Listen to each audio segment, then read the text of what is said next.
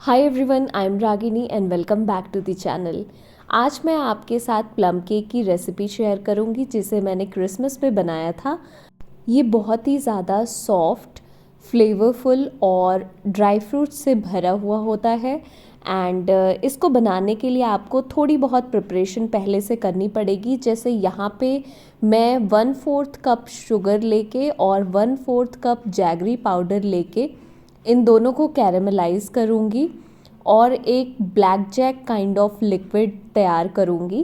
Plum cake का जो deep brown colour होता है वो इसी ब्लैक जैक लिक्विड की वजह से आता है। तो सबसे पहले मैंने कढ़ाई रखा है और लो फ्लेम पे मैंने शुगर को उसमें डाला है एंड धीरे धीरे करके शुगर जो होगा वो मेल्ट होगा और कैरेमलाइज होना स्टार्ट होगा। जैसे ही शुगर पूरा मेल्ट हो जाता है उसके बाद आप जैगरी पाउडर को उसमें डाल दोगे। अगर आपके पास जैगरी पाउडर नहीं है तो आप उसकी जगह जैगरी का भी इस्तेमाल कर सकते हो। उसे आप छोटे छोटे पीसेस में तोड़ के और फिर इस कैरमलाइज्ड शुगर में आप डाल के और फिर उसे बढ़िया से लो फ्लेम पे मिक्स कर सकते हो। मिक्स करते करते आप देखोगे कि इस मिक्सचर का जो कलर है वो हल्का सा डार्क ब्राउन हो रहा है। अब आपको गैस की फ्लेम को ऑफ कर देना है और कप से 1 कप पानी लेके उस मिक्सचर में आपको पानी डाल देना है। पानी डालते ही आप देखोगे कि कुछ इस तरीके से गुड़ स्टिकी सा हो गया है। आपको बिल्कुल भी घबराना नहीं है। आप धीरे धीरे इस गुड़ को ऐसे इस मिक्सचर में चलाते रहो और थोड़े टाइम बाद आप देखोगे कि ये गुड़ इस मिक्सचर में बिल्कुल डिज़ोल्व हो जाएगा और ये ब्लैक जैक यानी शुगर सिरप बनके आपका रेडी हो जाएगा। फिर आपको इसे ठंडा होने के लिए छोड़ देना है। ये ब्लैक जैक आप केक बनाने से 1-2 दिन पहले भी बना के रख सकते हो और जिस दिन भी आप केक बना रहे हो आप इसको यूज़ कर सकते हो। प्लम केक में ड्राई फ्रूट्स भर भर के पड़ते हैं, तो यहाँ मेरे पास जितना भी ड्राई फ्रूट अवेलेबल था मैंने उनको फाइनली ऐसे चॉप किया एंड उसमें बहुत सारी टूटी फ्रूटी भी डाली और उसे फ्रेश ऑरेंज जूस में मैंने सोक करके रखा फॉर 24 आवर्स। और साथ ही साथ मैंने ऑरेंज का ये जो पील है ये बचा के रखा था, इसका जेस्ट काम आएगा, उसे ग्रेट करके हम बैटर में डालेंगे। यहाँ पे मैंने तवे पे थोड़ा सा दालचीनी, थोड़ी सी लौंग, थोड़ी सी छोटी इलायची और थोड़ी सी काली मिर्च को हल्का सा सौते किया और उसका एक फ़ाइन पाउडर बना लिया। अब मैं अपने केक टिन को ग्रीस करके उसे बैटर डालने के लिए रेडी कर रही हूँ। तो यहाँ मैंने थोड़ा सा ऑयल लिया और उस ऑयल को पूरे केक टिन में बढ़िया से स्प्रेड कर दिया चारों साइड में और फिर उसके बाद मैंने उसमें थोड़ा सा मैदा डाला और मैदा डालने के बाद मैंने ऐसे मैदे को हर तरफ से मूव किया ताकि उस ऑयल पे मैदा स्टिक कर जाए और केक जो है वो केक टिन में ना चिपके। अब सबसे पहले हम अपने लिक्विड इंग्रेडिएंट्स को तैयार करेंगे। तो सोक्ड नट्स में मैंने ये ब्लैक जैक लिक्विड जो बनाई थी वो डाला। उसके बाद मैंने उसमें 50 ग्राम्स मेल्ट किया हुआ बटर डाला। उसके बाद मैंने हाफ़ कप उसमें मिल्क मेड डाला। आप ध्यान देना कि मैं यहाँ पे सारी चीज़ें अपने इस चाय वाले कप से ही मेजर करके डाल रही हूँ। अगर आपके पास भी मेजरिंग कप नहीं है तो आप किसी भी एक बोल को या चाय पीने वाले कप को मेजरिंग कप की तरह इस्तेमाल कर सकते हो। एक बोल में मैं 2 अंडे ऐसे तोड़ के डालूँगी और उसे बढ़िया से विस्क करूँगी।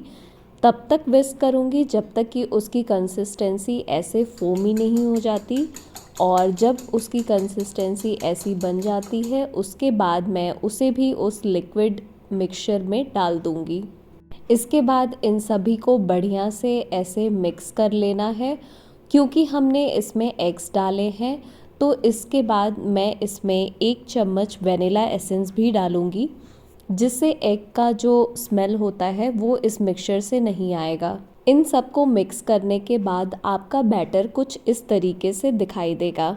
अब हम चलते हैं अपने ड्राई इंग्रेडिएंट्स की तरफ। तो यहाँ मैंने एक प्लेट लिया है, उसके ऊपर चलनी रखी है और उसमें मैंने 1 कप मैदा डाला है, 1/4 टीस्पून मैंने उसमें सॉल्ट डाला है। फिर जो सारे स्पाइसेस मैंने ग्राइंड किए थे वो मैंने उसके ऊपर डाला। इन सभी को बढ़िया से मैंने इस छलनी से चाल लिया है। इसके बाद मैंने इसमें 1 टीस्पून बेकिंग पाउडर डाला और 1/4 टीस्पून मैंने इसमें बेकिंग सोडा डाला और इसे भी मैंने छलनी से बढ़िया से चाल लिया है। और यहाँ हमारा ड्राई इंग्रेडिएंट्स भी रेडी हो गया है। अब बारी आती है ड्राई इंग्रेडिएंट्स को इस लिक्विड मिक्सचर में डाल के उसे मिक्स करने की। तो मैंने इसे इसमें डाला और मैं यहाँ पे इसे ऐसे मिक्स कर रही हूँ, एक ही डायरेक्शन में मूव करते हुए। इसे मिक्स करते हुए मुझे रियलाइज़ हुआ कि मैदा आधा कप और चाहिए होगा, तो मैंने आधा कप और मैदा लिया और इस मिक्सचर में मैंने ऐड किया। आप अपने मिक्सचर की कंसिस्टेंसी को देखते हुए उसमें मैदा बढ़ा या घटा सकते हो। इसी के साथ मैंने माइक्रोवेव को कन्वेक्शन मोड पे प्री हीट करने के लिए लगा दिया था। साथ ही साथ मेरा ये बैटर भी बन के रेडी हो गया था। अब मैंने संतरे का छिलका लिया और उसे ग्रेटर पे ऐसे ग्रेट करके इस बैटर में ऑरेंज जेस्ट को भी ऐड किया। आप चाहो तो इसके साथ नींबू का छिलका भी इसमें ग्रेट करके डाल सकते हो। और उसे फिर इस बैटर में मिक्स करने के बाद मैंने बैटर को केक टिन में डाला। इसके बाद मैंने केक के बैटर के ऊपर कुछ ऐसे चॉप्ड ड्राई फ्रूट्स डाले और टूटी फ्रूटी डाली और उसे 2-3 बार ऐसे टैप किया ताकि कोई भी एयर बबल ना रह जाए उसमें। और माइक्रोवेव प्री हीट होने के बाद मैंने इस बैटर को माइक्रोवेव में डाल दिया और बेक किया at 180 degree Celsius for 35 minutes. Smell तो बहुत अच्छी आ रही है, फूल भी रहा है। अभी बचे हैं 15 मिनट, बस अच्छे से बन जाए ये। Now it's just 45 seconds left and cake almost बन गया है, बट एक बार मैं चेक करूँगी। सो मैंने टूथपिक डाल के देखा और उसमें थोड़ा बहुत कुछ ऐसे लग के आ रहा है, तो मैंने 5-6 मिनट बढ़ा दिए हैं इसके, ताकि केक अच्छे से पूरा पक जाए।